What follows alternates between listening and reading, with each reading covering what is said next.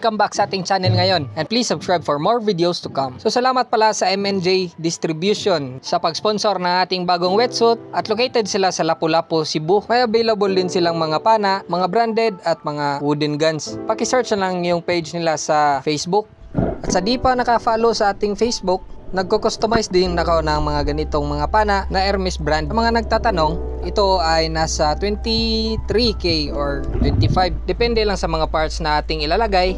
Nakagaya nito, 120cm monoroller with reel. Tinest ko muna to bago ko ibigay sa may-ari. At goods na goods yung buoyancy niya. Hindi lumulubog, hindi lumilitaw. Ito yung pinakasaktong buoyancy ng mga pana. So ito loaded na to at itry nating itira.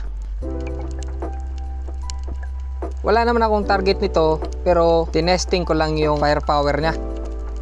Goods na goods. Paki-PM na lang sa Facebook account ko. So balik sa dive, yung dala ko pala na pana ngayon is yung 120 na pana ko. At pagdating ko sa spot, ang daming mga trevally kaso di medyo malaki.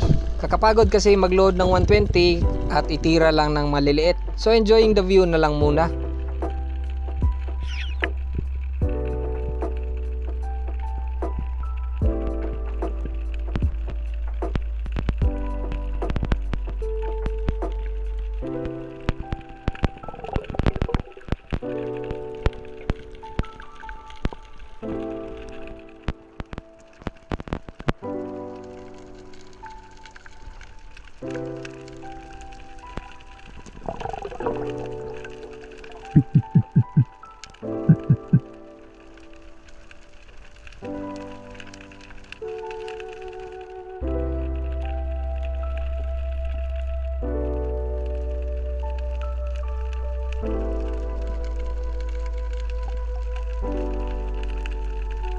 At sa may unahan ng spot ko, ang dami sana ng mga sardines. Kaso walang agos ngayon kaya wala sigurong naghahunt ng mga sardines na to.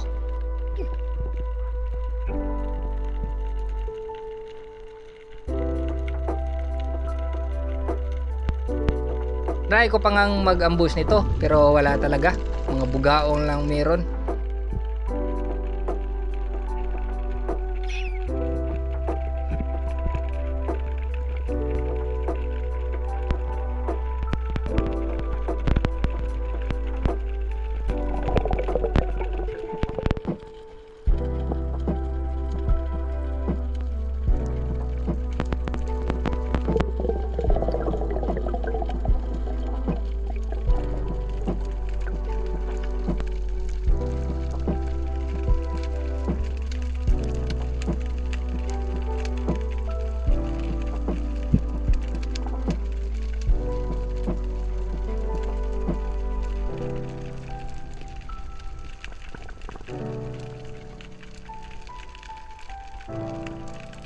Sa kahintay ko ng mga pelagics, ito lang yung nakita ko sa araw na to. Watch this.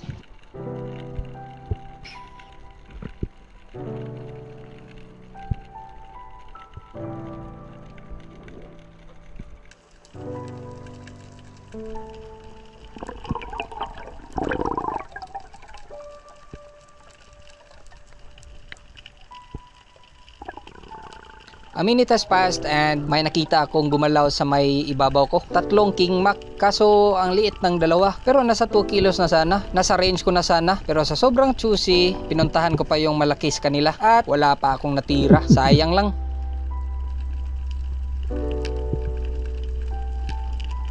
Isa lang yung huli ko sa araw na to pero di ko pa na record. So nag-decide na lang kami na mag night dive kasama yung mga bata na baguhan dito sa lugar kung saan kami namamana. Don't worry, nasa mababaw lang din sila namamana. So yun na nga, quick dive na lang kami para may pang food trip kinabukasan yan. Paborito ko talagang danggit sa mga night dive. Sarap kasi sa prito nito. May maliit din na cuttlefish na nakita ko at kinuha ko na. Pagkatapos kong natamaan yung isa, nag-signal ako sa aking buddy para makuha niya din ang yung isa. At kinuha ko na rin yung mga crabs para mas masarap yung sabaw sa ating tinola or anong luto na ating gagawin.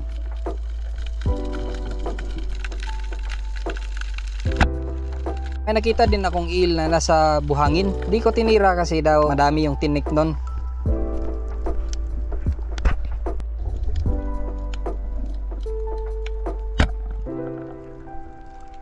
At may nakita din akong small octopus pero di ko kinuha to. Sobrang liit.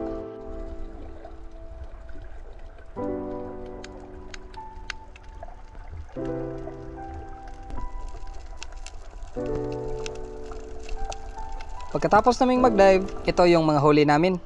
Goods na rin sa pang-ulam. At nagkuha din kami ng mga sea urchins para mas madami yung choices ng ating pagkain bukas.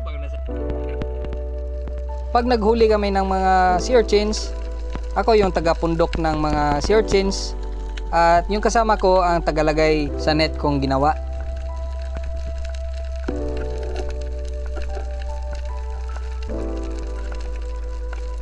Kinabukasan yan, luto na. Yung luto ko po ngayon na gagawin ko is hito na ginataan at pritong isda. Preparing the ingredients para makaluto na. Katong mo rin pista? Tuhan, tuno ako yung sabaw ni.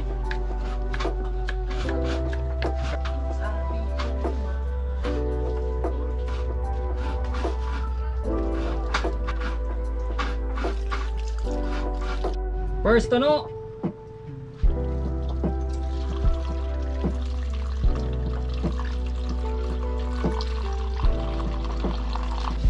Tara guys. Go.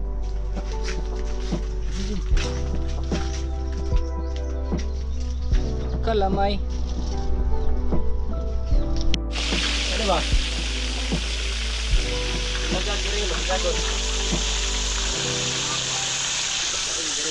Glory fish.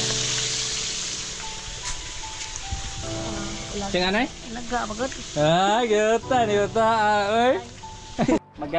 Maglagay ng tuno. Nalasan ning tuno eh kana pwede na ni kanon. Maglagay ng lagay eh. Yung kalamay. Allah kalami on eh.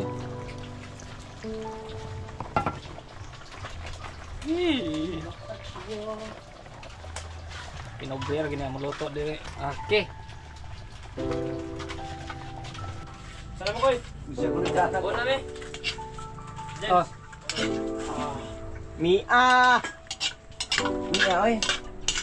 Absent ko. Tia. Igor lagi pakai goduglob eh. Tia. Ya pinirito. Kutsilyo dyan, madala kutsilyo. Jamin lang ko oy. Dala kita. Ben, robot mo yung pares. Amo dunong gabay. Ano ba? Oo. At ito yung huling tuyom namin na nilagay lang namin sa dagat para di mamatay. Ni ani. Ang tunok. Ang tunok.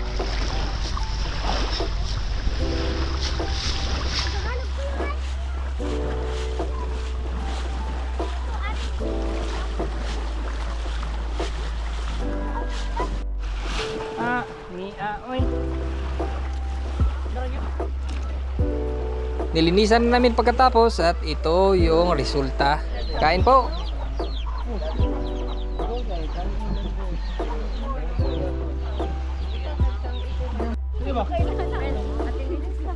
Bless this food imin ba?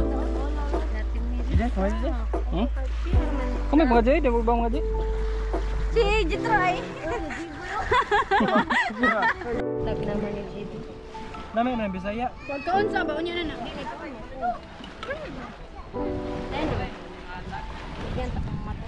Import gikan gawas. Apa doang pada gawas dai? Bless this food. Kami pod, sila pod.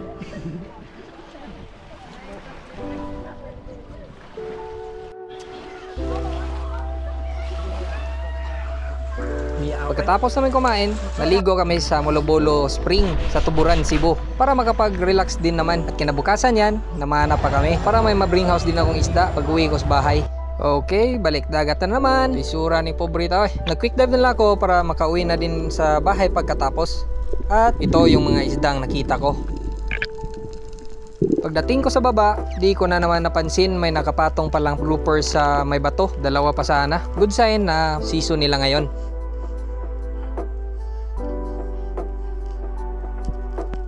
So nag-flashlight ako doon sa may butas. Baka nasa loob lang yung mga grouper na yon. Pero pagtingin ko, wala dito. Sumove on na lang tayo sa may unahan. Nakita din akong grouper dito. Medyo mailap nga lang.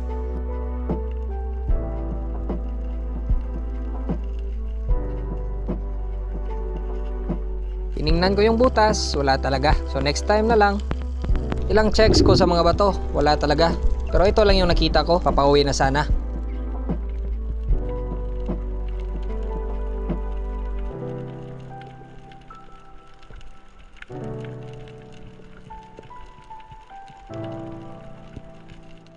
Akala ko walang laman, nakatunganga lang pala sa may gilid.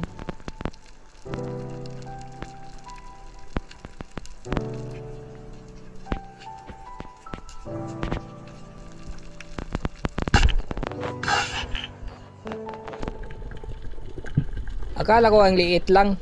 Good size din naman, nasa 2 kilos. Buti na lang, di tayo zero ngayon.